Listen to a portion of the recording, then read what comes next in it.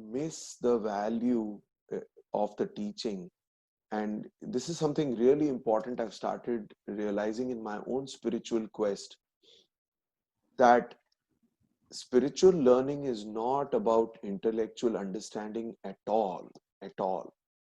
It's not about learning the verses, it's not about learning the Sanskrit uh, word and the English translation and then meditating on the words. No, it's not just about that. Those are good starting points, those are the door openers.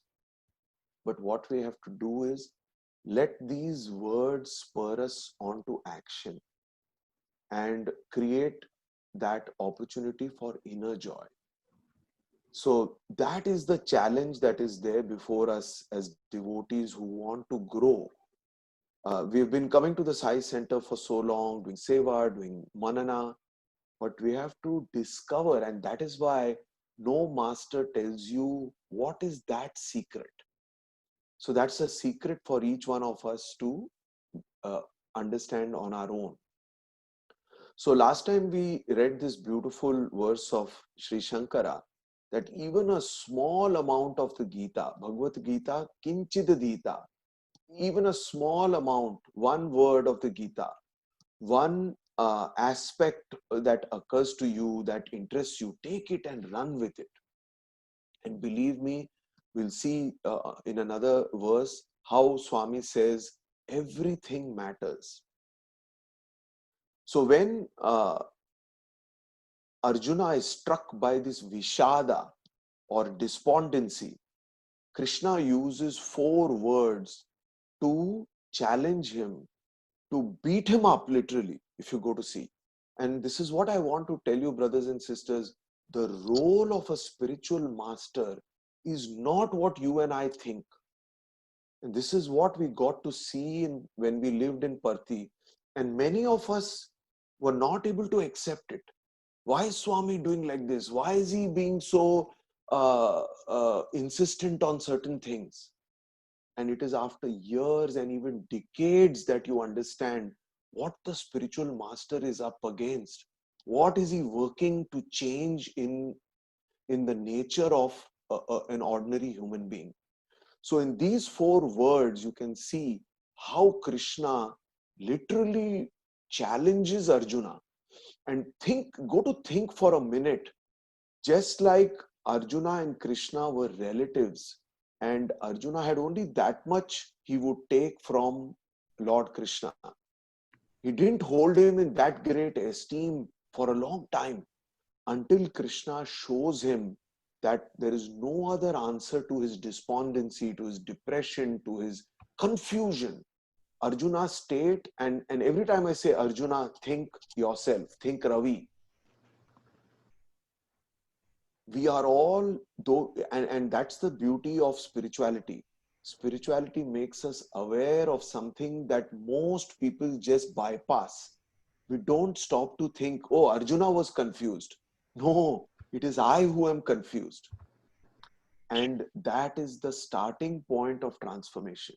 If you really want to grow in the image of somebody like Bhagwan, because we all cherish what Swami did.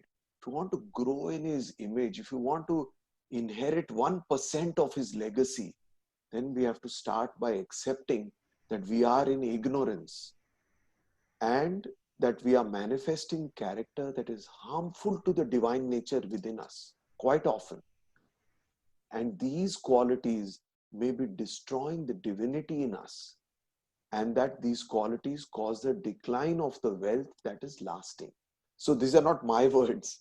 These are what Sri Krishna used to prod Arjuna to a state where he could, in that despondency and confusion, for Krishna to enter his consciousness and for Arjuna to say, hey Partha, hey Lord, I am completely confused.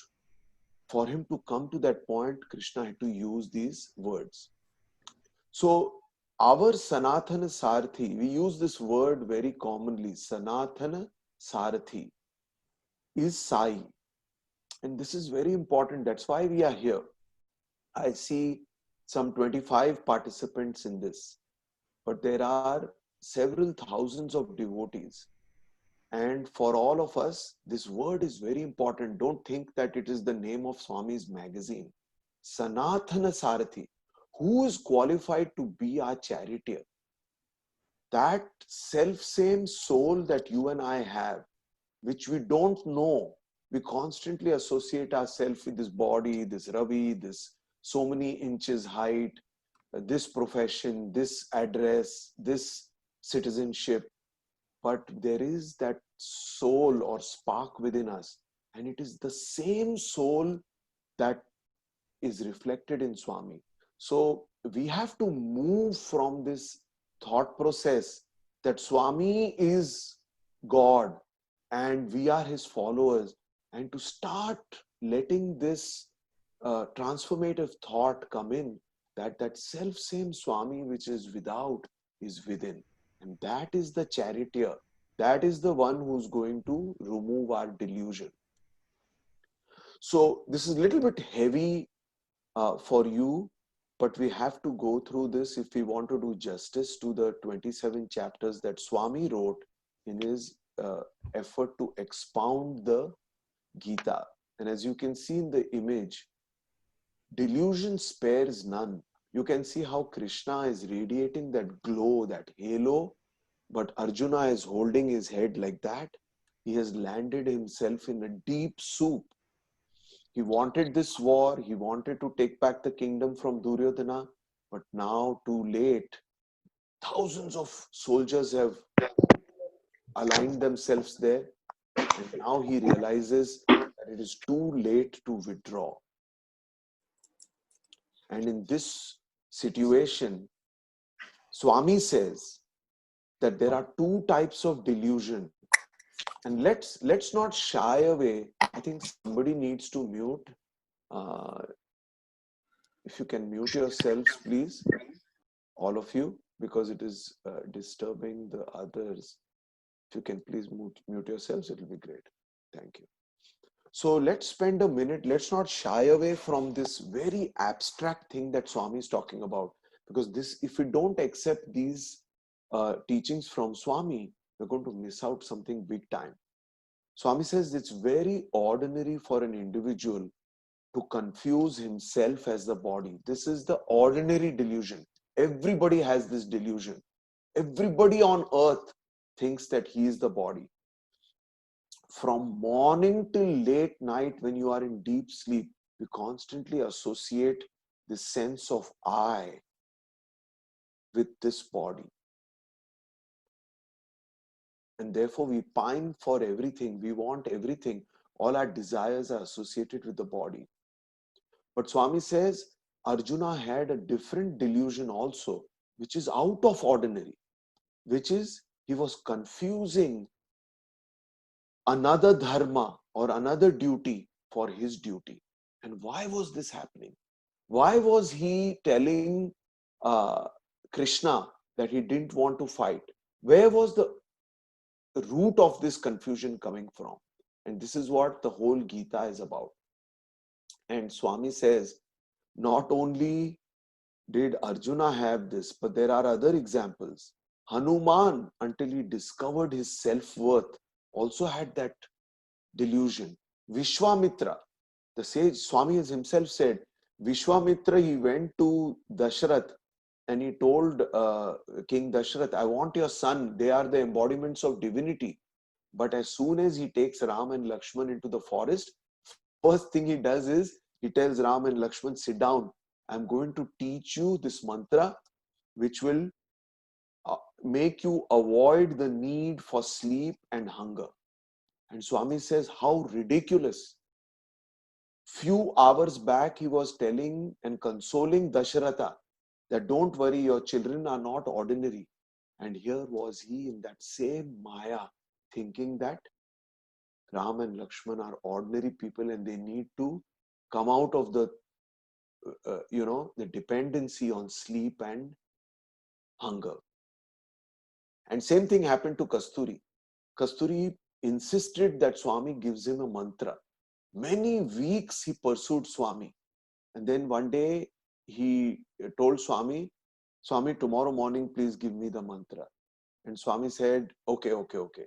And then at breakfast, Kasturi and Swami were sitting together. And Kasturi would not eat. And Swami said, why are you not eating, Kasturi? He said, Swami said, you'll give me the mantra. I said, what do you want the mantra for? He said, Swami, I want to become close to you. And this is very beautiful. Swami nudges him with his own elbow. Imagine the Lord himself, what he has done to educate us, to teach us, to guide us. He nudges Kasturi with his own elbow and said, Inka enta daggar ravali neeku, Kasturi. How much closer do you want to come to me? You are with me. You're beside me. I'm touching you with my own elbow. How fortunate you are. Out of the billions of people on earth, I chose you, Kasturi, old man, professor, but I chose you. I pulled you. I've given you this proximity. And this is the important thing. Arjuna was so close to Krishna for so long. But instead of going on repeating these examples about Kasturi or Arjuna being close to Krishna, brothers and sisters, what we have to do is, this is what will please Swami. This is what I firmly believe. We have to say, hey, I have known Swami for so long. Why don't I completely trust him, completely believe in him? What is that distance that I need to break down between Swami and me? Where Vishwamitra fell in the trap, where Sri Kasturi fell in the trap, how is it that I can avoid that delusion from capturing me? And that is our story. We're not meeting here to go on, uh, you know, diving deeper and deeper into the Gita. This is not about Arjuna's Gita. This is about our Sai's interaction, the Sai's dialogue, Satya Sai's dialogue with you and me, with all of you are on this call. So how do you and me, who are having this common illusion that yes, we are the body, until you go into deep sleep, you cannot come out of this problem that you are the body. And then this confusion with respect to dharma. And then I want to take you into some very sweet things while you read about the Gita on the left. And you know what I do when I see in the Gita Vahini, Swami says chapter 2, verse 11. And then he goes on to something else, but I go and open that chapter 2, verse 11 and read about it. And I get stuck over there. Then I read verse 12, verse 13, verse 14. And that's how my time goes. But at the end of it, it's such a sweet residue in my heart because I have just followed Swami into the Gita. So what does this guru do? This to awaken from this delusion which is ordinary and out of ordinary. What the guru does, he snaps it out of it. And you know, many times we understood that Swami used to call us Dhunapota. And sometimes for the new people who knew Telugu, it was they felt little bit uh, lower, they felt that their own dignity had been lowered. Swami would, just like he's pointing that picture, he would say, hey, Dhunapota, Artham Kalira, you could not understand what I said. Don't be so dense like the buffalo who's all the time immersed in the water. What is that water? It is Maya. And that Maya makes us dense. So the spiritual people are very alert, but they are not alert in a worldly sense. What is this alertness in the worldly sense? Looking at your uh, Vanguard or Robinhood app and seeing your stocks 50 times a day, that is the alertness of the worldly people. It doesn't want to lose money, doesn't want to be caught unawares. But the alertness of the spiritual person is very different.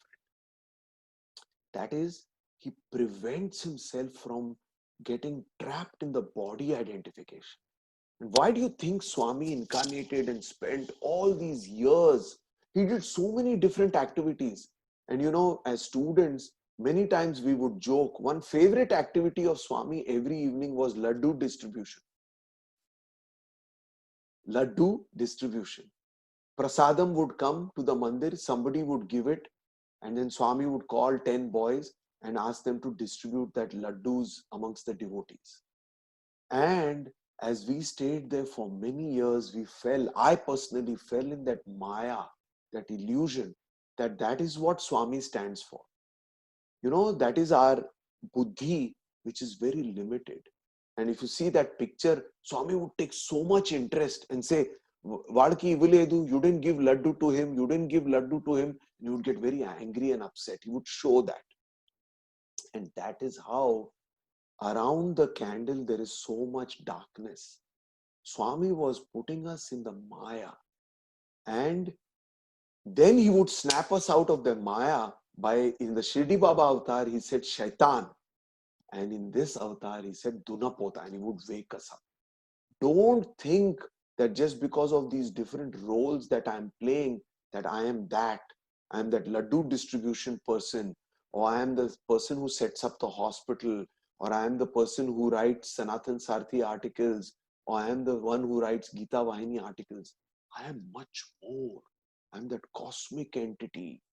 I just chose to play this role to awaken you, Ravi, to awaken you, Kasturi, to awaken you, XYZ. But I am much beyond that. And the Sri Krishna, he often goes to the heart of the matter.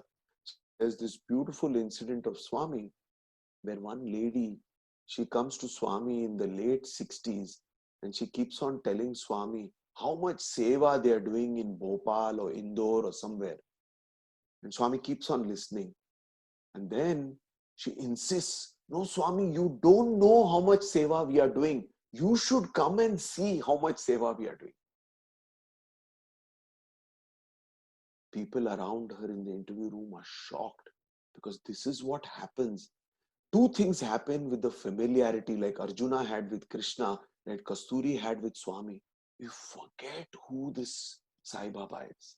Oh, he's a short man. He's needing our help. I'm a doctor. I'm doing this seva in Swami's hospital. What will Swami do without me in this hospital? Or what will Swami do if I don't make this speech? I'm such a great speech maker. This is how we fall in that trap. That's the same trap that lady fell in. She slowly went because Swami was listening. Swami, you don't know the seva that I'm doing.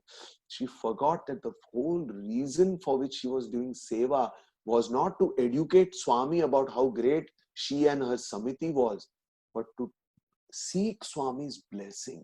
So that's how we change.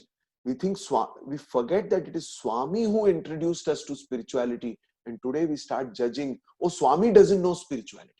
So we have to be very, very careful on the spiritual path, not to lose sight that the Guru, the Master, is the one after whom we have to be very humble and just continuously follow him. He will keep putting us in Maya. Don't fall in that Maya. Don't agree to think that I know more than Swami ever. And this is very difficult for Western thinking to accept. But there are many great people in the West who have accepted that also. So let's be aware that alertness is very important. And then when this lady is going on insisting, Swami, come into my Samiti and see how much seva we are doing. Swami walks into the private interview room just 10 feet away and brings out from the interview room one red joli, one cloth in which the rice are tied. He opens it and he says, isn't this the same bag of rice you gave to me when I came to your doorstep? And this rice that you are giving in Narayan Seva, it is such cheap quality rice. And at that point, this lady is shocked. All this time she was telling Swami, come and see the great seva I'm doing. And then, Swami, why did he have to go into the private interview room? This lady was from Bhopal or Indore or somewhere in North India. But Swami gives us these bearable glimpses. Because if he had put his hand like that and suddenly that rice had appeared, she would have broken down. So just to break the blow, he went into the interview room. As if in the private interview room, he had stored all this rice that she was giving us in Narayan Seva. So brothers, sisters, this is not about that story. What I want to tell you is the role of the master is to awaken. Why does he need to awaken? That is the verse 11 of chapter 2. Krishna said, Hey Arjuna, you are speaking great words of wisdom. You are mourning for that which is not worthy of grief. The wise lament neither for the living nor for the dead. So our Sai is that one who's going to tell us, Dhunapota, and brothers and sisters, what happens when he tells us Shaitan or Dhunapota. At that time, we run away from Swami. And I don't have time in this session, but Swami has been so hard with me and with some of the Sai students I've seen. And that is what we have to develop at times. When he finds our fault, when he tells us directly to our face, hey, you're not following me. This is very important for us. That is the time we have to cling to Swami and drop our personal ego. And don't say, how can Swami do this to me? How can Swami say this about me in everybody's presence? One day, Swami was very angry with me. But how he played, he told the warden, tell Ravi to beg forgiveness from me in the open darshan in Vrindavan. There were 400 students, there were 100 VIPs. I didn't know to just follow what Swami said. So I went with a letter and I went forward as Swami was coming out from Trai Vrindavan. And I went and I knelt before Swami on my knees. And Swami saw me and he was furious. He was absolutely angry. And you know what he did? A person standing next to me, I didn't know who he was. Swami said, Hey, SP Garu, Vadaktisei, take him out of here. He was the superintendent of police. And it's so funny. Now when you look back at it, we think, right, that did Swami had to tell the superintendent of police to take me away? But this sweet Lord, see, at that time, I didn't know what hit me. But he said, superintendent of police, take him away. And of course, that man was just standing there. But if I had at that time said, what? I'm from Mumbai. My father is a big officer. My dad has so much bank balance. I came to Swami's college to study. How dare Swami does this to me? That thought had entered me. I would not be standing before you today. I would not have been able to stay from year 9 to year 23 in Swami's presence. So the lesson I learned from that, and this is not like the lesson is learned. Swami said, till your death, remember that you should not make the mistake. And that mistake is Maya. So if we want to complete and grow in this spiritual journey, I hope I've not scared you, but it's also a comic situation, right? That how Swami asked me to beg forgiveness in front of so many people. And I, innocent boy, just went, I fell into that thing. We want to do what Swami wants from us. That is our redemption. That is, you want supreme grace, right? Swami used to say, Miku anugraha kavali, right? You want anugraha. You think anugraha is just going to come like that? It's like that man who went to Shirdi Baba and said, I want liberation, I want moksha. And Shirdi Baba asked for 25 rupees and this man had 50 rupees in his pocket, but he would not give 25 rupees.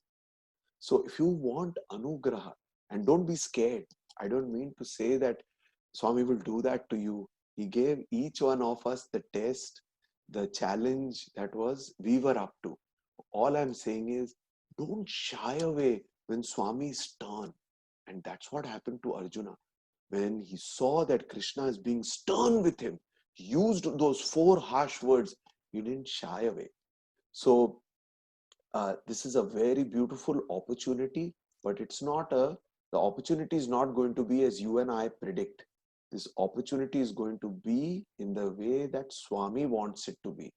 So take the challenges that Swami is giving. Take the challenges. Don't shy away from those challenges.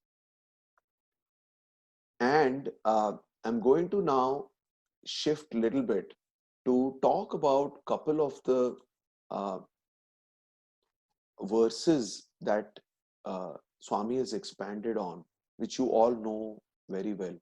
So he said, Paritranaya sadhunam, I come for the protection of the good and the punishment of the evil. And then he says, Ananyas Chintayanto Mam. Think about me all the time. Now, is it possible if I start thinking about Swami all the time, what will happen to my work, to my presentations, to my research?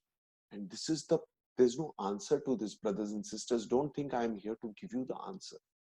But in your own way, you will find the answer. That Yogakshemam, if you see in the second verse, Yogakshemam Vahamyam. For those who think of me constantly, I am their guide, companion, protector, and I take the burden of their welfare. So spirituality is amazing because there is no answer out there which is given, and or you can go and buy it in Amazon and come back home and say, oh, I know how to get Krishna's or Swami's Yogakshemam. Completely wrong. More than any, in the Western culture, they say, don't give the answer to the kids. That is exactly what Swami is doing.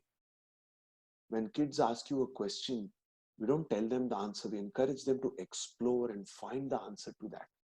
In the same way, Swami is giving us the puzzle to crack over there. What does he mean by this Ananyas Chintayanto Mam? So when I had that troublesome situation where Swami told the superintendent of police, take him away, that time Swami helped me to bring into action my love of Swami. At that time of a supreme test, what was my state of consciousness? Did I rebel? Did I want to run away from Swami? Or was there a higher consciousness, a higher trust? And that higher trust does not develop on day 1, on day 5, on day 9, on year 1, on year 10. It takes time. Give yourself time.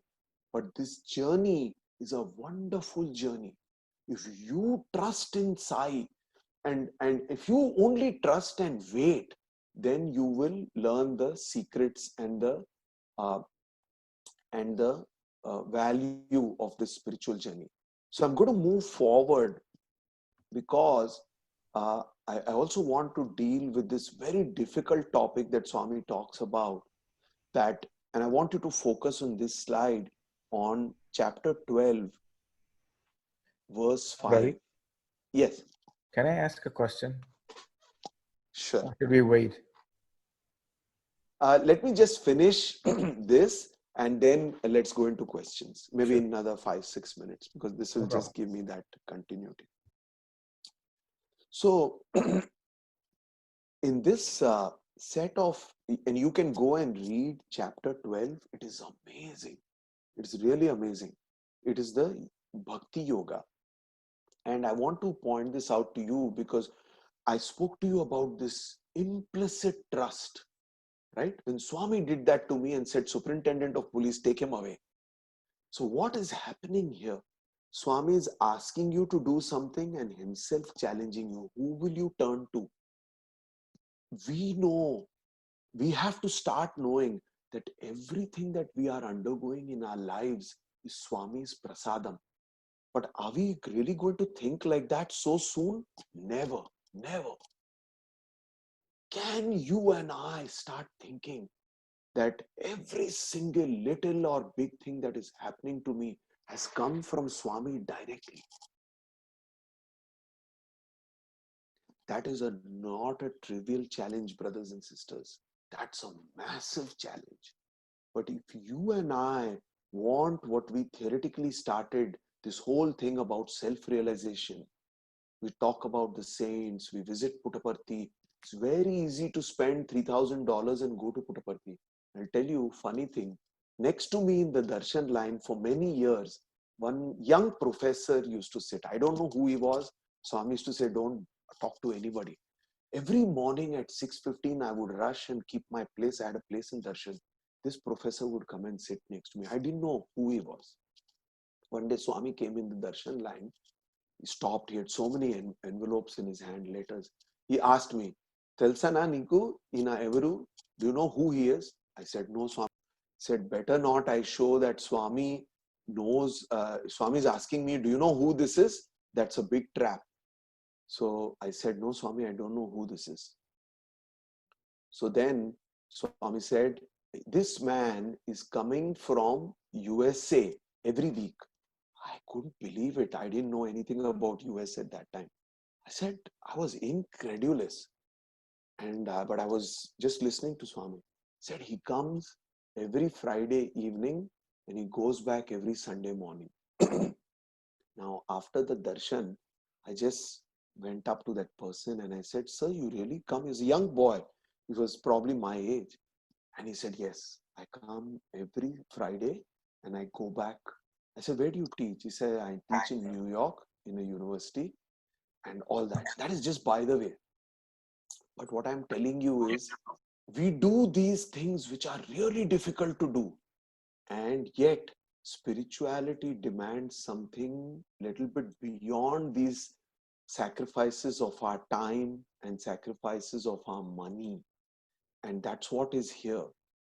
If you see this verse, Swami says in 12.5, for those whose minds are attached to the unmanifest.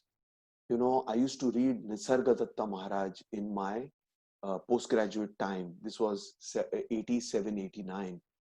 And I used to keep on thinking of those words, awareness, waves of awareness, bliss, consciousness.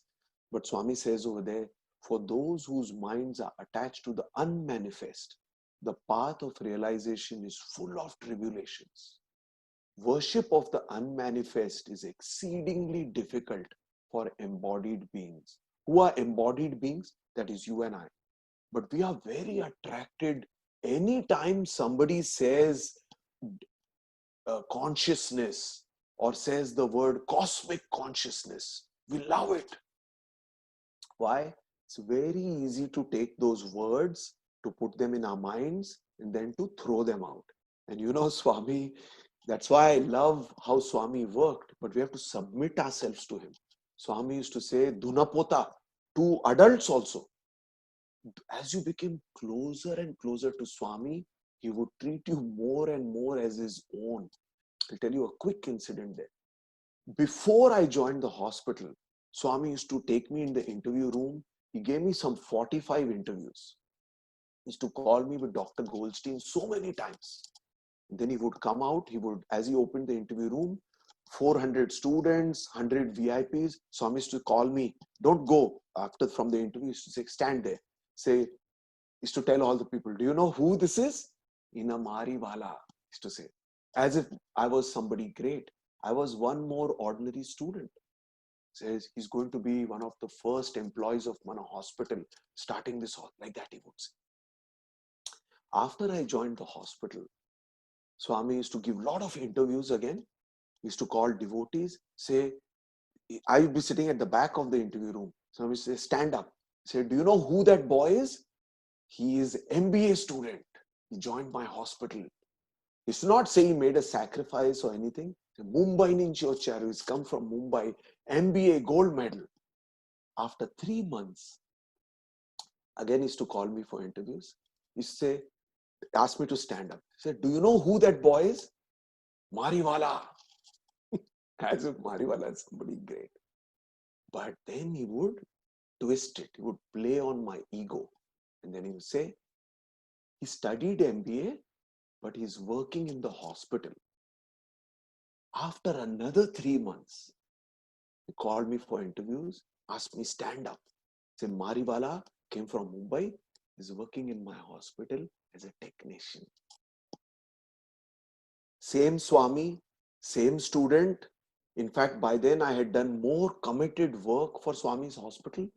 But now Swami was beginning to get serious. He wanted me to make spiritual progress. What is the use of my staying and studying for 9 years as Swami's student? What is the use of my making that sacrifice and not going out after my MBA and gold medal and starting a big career and becoming a big manager and, having a big car and feeling of myself as a great guy? Swami said, if I really want to make full use of Mariwala's sacrifice, let me mash his ego. And I'm not going to let it happen after 20 years. In 9 months, I'm going to help him to drop from big MBA boy to technician. And I'm going to do it. So how does it help us? When Swami himself lowers our ego. It's very easy for us to take. Very easy. Because it is that Sai whom we love. If Dr. Safaya or somebody had said he's a technician in my hospital, my ego would have been hurt. But when Swami does it to us, feel okay, it is only Swami. He is our beloved, loving master. So it is okay. I take the hit. And that is what, if we can do in our everyday life, that Swami, this work is given by you. I'm working in so and so institution as your prasadam. Swami, I'm married to so and so. It's your prasadam. Salute to you, Swami. I like it, I don't like it, my ego is good, I am not good. Swami, I am the mother or father and so children. Swami, that is your wish. It is your command. It's not going to come easily. It's not going to come overnight. But let's start. That is the meaning of the Gita. That is the meaning of that verse which said that the path of bhakti is the very easy path. If you can practice fixing your mind, see the first verse there.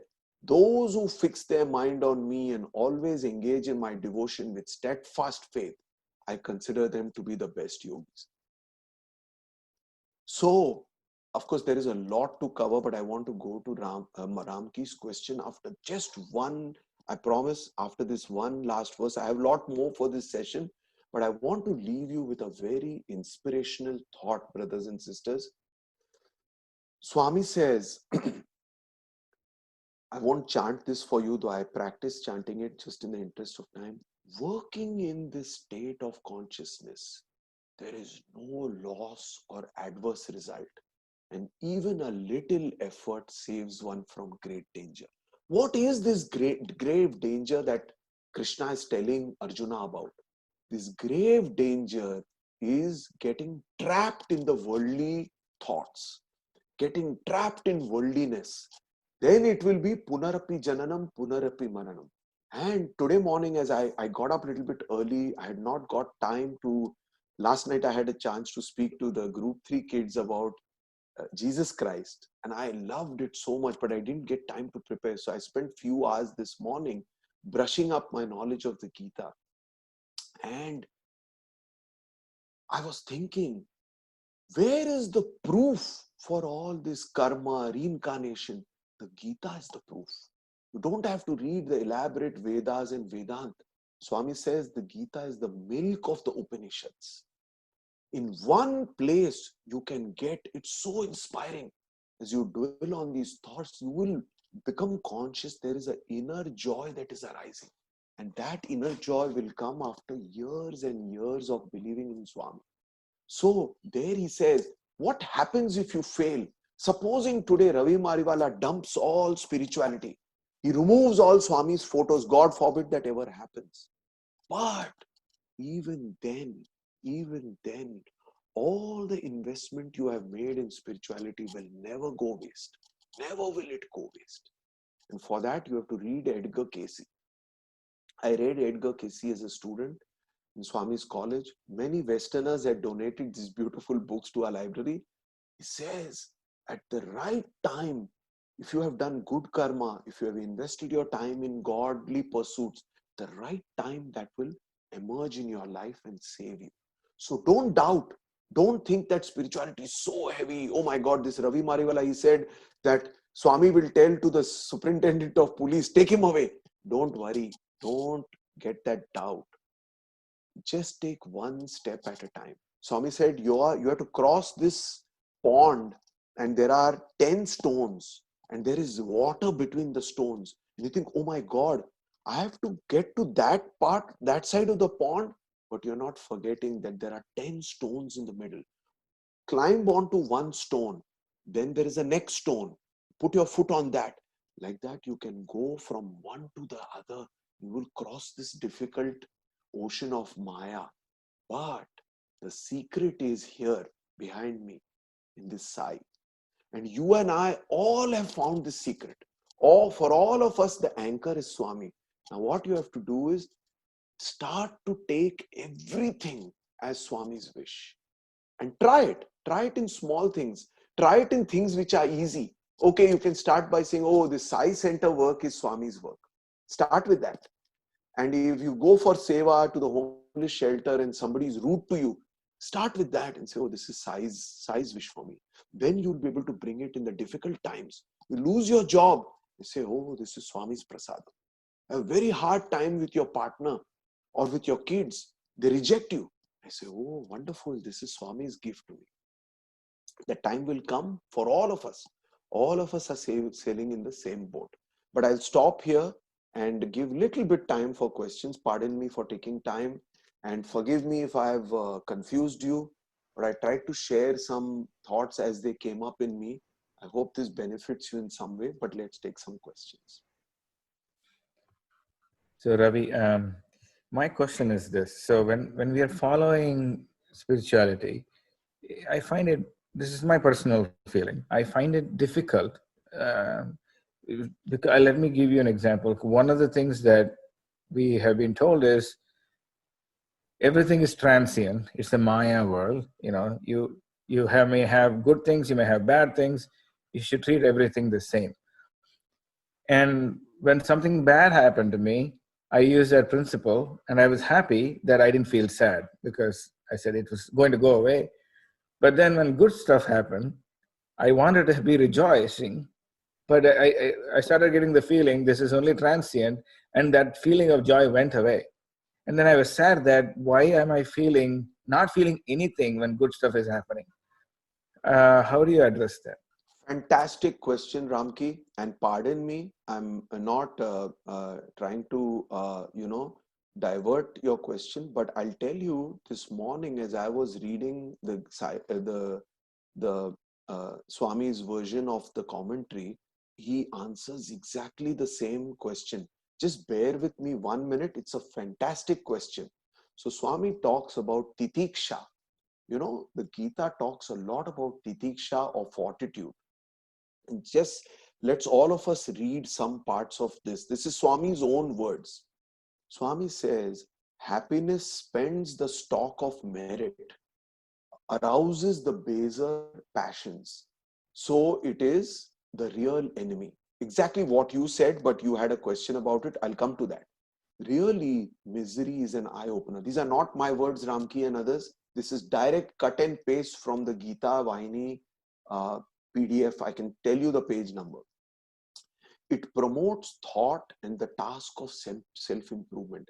That is why Swami always told us that Mother Kunti is the best example for us. He would tell us students, if there is a little misery in our life, if there is some uncertainty in our life that makes us humble, that makes us stop and give us that Papa Bhiti. For Swami, Papa Bhiti is very important. Fear of sin. How can you think in terms of growing your bhakti or going Godward or making sacrifice and changing from weekend devotees to full-time devotees, part-time devotees to full-time? Can't think of that. When there is a little bit of concern, see, that's what Swami says there. Misery is an eye-opener. It promotes thought and task of self-improvement. So it is a real friend. Now, it's not easy for us to accept. And that is why Swami does not give such teachings except to the serious sadhaka. When you come to Swami initially, he'll cure your cancer, he will give you admission, he will do all kinds of things because you have to make that progress in your relationship with Swami first to be able to stomach the power of this very difficult teaching. Because when we are happy, we are dropping a veil over experiences that hardens us. And then Swami says the hero is the steady person. So Ramki, I'll stop sharing this, but let me explain to you what I understood out of this. So if we have to truly move in the direction of becoming completely independent, this fortitude that Swami talks about, or titiksha, eventually Swami said it makes you what is called sthita prajna.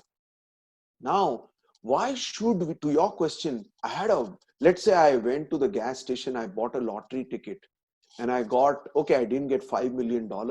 I got 200K. I got $200,000. Should I not rejoice? Absolutely, I should rejoice. But I should not forget that I got the $200,000, but what is it going to do to me? After I got those $200,000, I invested. I may lose the investment. I may get hurt. I may get hurt in an accident. Many different things can happen. And the beauty of spirituality is that it tells us, how are you preparing to face the biggest challenge of death? The Buddha, Swami, all of these, even Jesus Christ, he spoke so much about the preparation for death. So, irrespective of whether I got a great job, I got a great partner, I had a great vacation, I won a lottery ticket, one thing is certain, that I'm going to face certain challenges in life. Irrespective of who I am, even Bhagwan himself showed in his life that there were so many difficult moments that came in his life. So nobody is going to be free from sorrow. So then, therefore, what? Should I stop enjoying the happy moments because sorrow is going to come? No. I should enjoy the happy moments, but I should enjoy them as gratitude. I should recognize that in some lifetime, I did something good for which I got this merit. And what are these happy moments? I'm transported to heaven. My mind is in heaven. This mind, Swami says, who is the mind? The mind is Indradev. Indradev is the king of heaven. So for some time, I'm transported to a place, to a realm where I'm enjoying some temporary peace. But but that temporary peace is going to go. It's going to be disturbed. Everything is changing. And this is not Ravi Mariwala talking. This is Buddha. This is Krishna. This is Swami telling us, trying to awaken us. So we are in this dream. In our dream, Swami has come and he's telling us, hey, you better learn these words, happiness and misery, duality, and try to awaken from duality. Why? Because in this dream, you're enjoying, now you're going to have misery. And in the dream state, be aware that you have to snap out of the dream. And snapping out of the dream is coming out of both the joy and the misery. So, Ramki, I don't know whether I answered your question, but my thought is that let's say you are undergoing great misery today.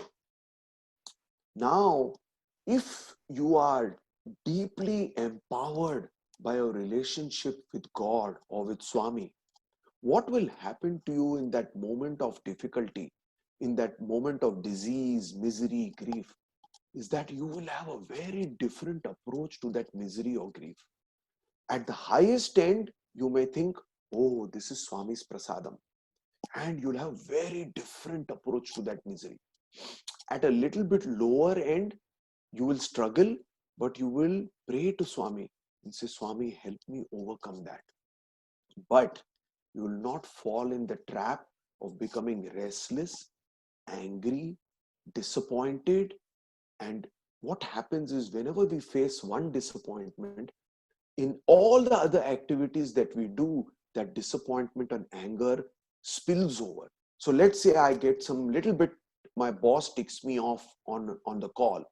You know where it's going to reflect? When I talk with my kids, when I talk with a senior, when I talk with a junior, or when I'm driving, I'll honk somebody.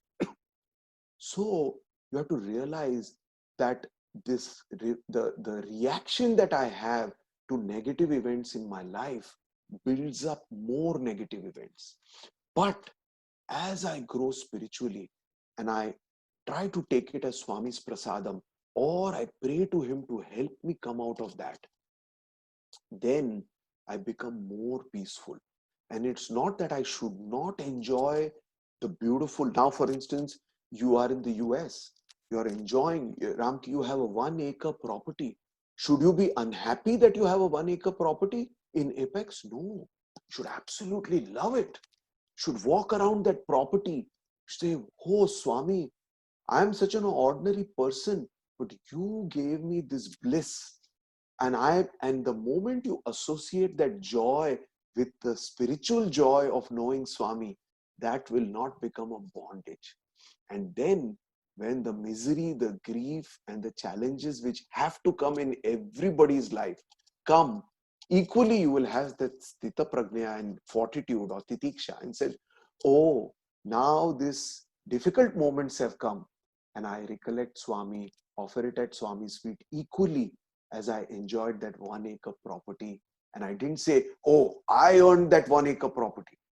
So you see where this is headed, Ramki? I hope in some shade I was able to give you some solace with your question.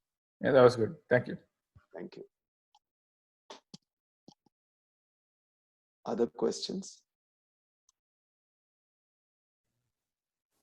Sai Ram, feel free to unmute yourself if you have any questions.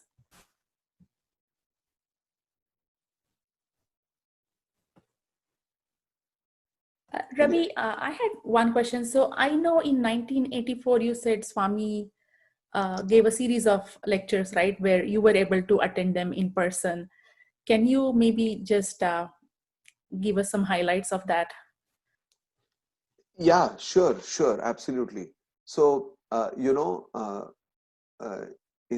the Gita, Shubha, uh, Arjuna asks Krishna about wakefulness and the memory of our life, and Krishna tells him that you don't even remember anything that you did 10 years back.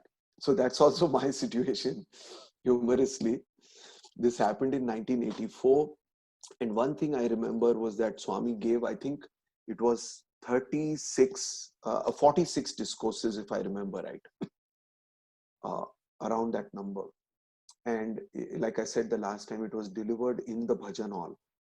And Swami used to stand on the platform where he sits for bhajan, stand on that, and then the translator would stand next to him.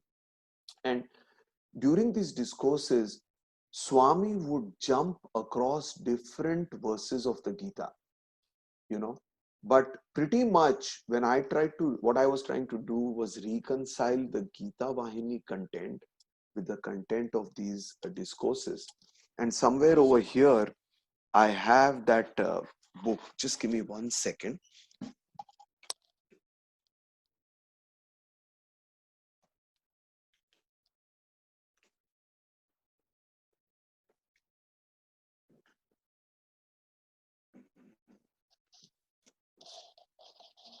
I'm sorry, I'm not able to find that book. It was just here.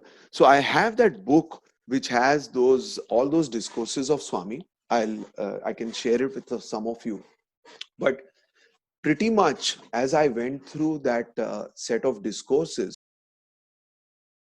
I saw that Swami has covered it in 3 phases: karma, bhakti, and gyan.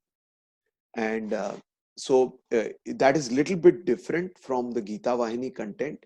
And we can also, spend time on that. But in the Gita Vahini commentary itself, Swami has referenced the verses of the Gita much more and said, if you read chapter 2, 11 to 40, you will find this. That he didn't do in the discourses. He would sing some of the songs, but, excuse me. See, he was talking to the students and he was trying to bring the Gita to a level where we could understand it. So that's the memory I have, Shubha. And I was very young at that time. I think, in my 12th grade.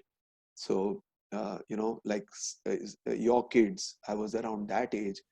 And we would go into the bhajan hall. Oh my God, it had a very high roof as it has today. It was a stone building. It would be very, very hot. We would be sitting there, but it was a great opportunity to get close to Swami and to watch him. So it would start with Veda chanting. And then there was a very learned Pandit, Balraju. Swami had brought him from Andhra. And I'm sorry to divert a little bit from your question, but we saw as students how Swami was molding, teaching, transforming every single individual. And this very learned scholar, he also thought that Swami had brought him there to teach the devotees and the students the Gita, not fully realizing that he was standing next to the Gita Charya himself. And we saw how Swami, didn't directly correct him. Swami gave him the opportunity to translate some of Swami's discourses. So Swami had this pattern. Swami would have two students speak. At that time, I don't think I spoke in 84, but two students would speak. Then this Telugu professor would speak, and then Swami would speak. And many times Swami would quote the Telugu professor and praise him. And then when Swami gave him the opportunity to translate, then Swami started correcting him and showing him that his knowledge was very conceptual, but that Swami was bringing out the inner meaning of the Gita. So the way I want to place it before you, it was exactly like Swami did to me. First he said, Mariwala, MBA and all that. Then slowly he brought me down to Mariwala, the technician. So he wants, see, it's very important for us. Humility is the most important virtue if we have to grow spiritually. For spiritual growth with a guru, we have to go back to that Indian tradition of being in the ashrama. And it's never going to be possible for us to even conceptually understand everything. Even conceptually, it's very little we can pick up. But easy thing is to be a fly on Swami's robe, so that as he tries to throw you off with a Maya, with other gurus, with other concepts, with worldliness, just stay stuck and stay put with Swami. Because having found him and having invested so many years, now is the time when he's going to raise our consciousness. That raising of the consciousness, and I'll stop with just showing you that one beautiful slide which has always inspired me. I'm sorry to take you back to that, but this has always inspired me tremendously. Shubha, sorry, but quickly we'll end with this. So what happens in the Guru's presence? Don't think that the words, the concepts, the arguments, this Shakti Patha Mudra is what we have to wish for. And it doesn't matter that Swami is not in the body. This, Swami had all these mudras. He would circle his hand. He would write in the air. See that other mudra up there? These are all the mudras. But if you have come so far in your spiritual journey, pray for the Shakti Patha Mudra. The Swami agrees to put his hand on your head, and you, like that devotee there, is completely aligned with Swami, submitted to him completely. We know so little. We can't even tell whether in the next 10 minutes we'll be alive or dead. You don't know, some brick may fall on you, you may die in an accident. Swami has said this, it's not my words. So if you align yourself completely with him, submit to the great master. And again, remember what he did to me as a student. He told that superintendent of police, take him away. So if we can move in that direction, that is the purpose of all this Gita commentary and Gita elaboration. So with that, I'll stop.